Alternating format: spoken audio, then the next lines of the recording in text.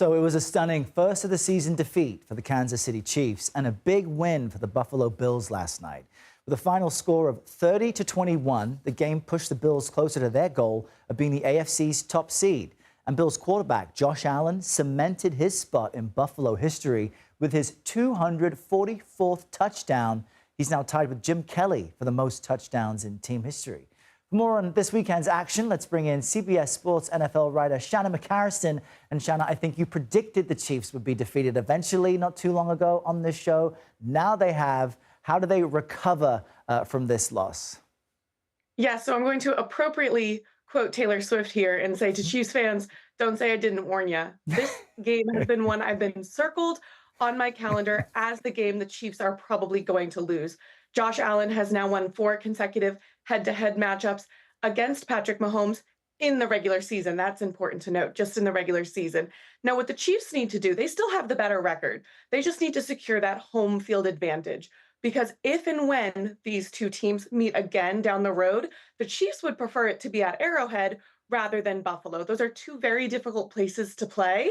So both of these teams are going to be really, really pushing for that #1 seed, the lone bye, and eventually home field advantage. And what about for the Bills? What does this mean for Josh Allen's potential MVP resume?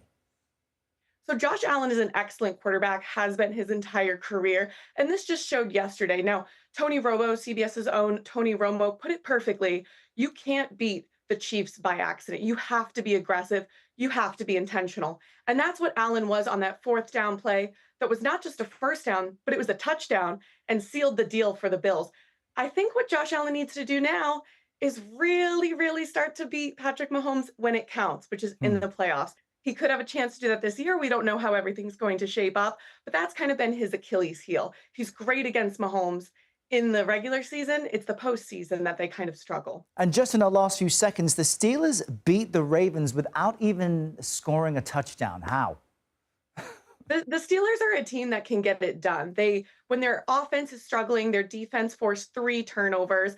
They also were making sure that they weren't giving Justin Tucker, the Ravens kicker, a good field. He was struggling. He has been struggling. He hasn't been hitting from 50-plus yards, and they were pushing him back to that 50-plus yards.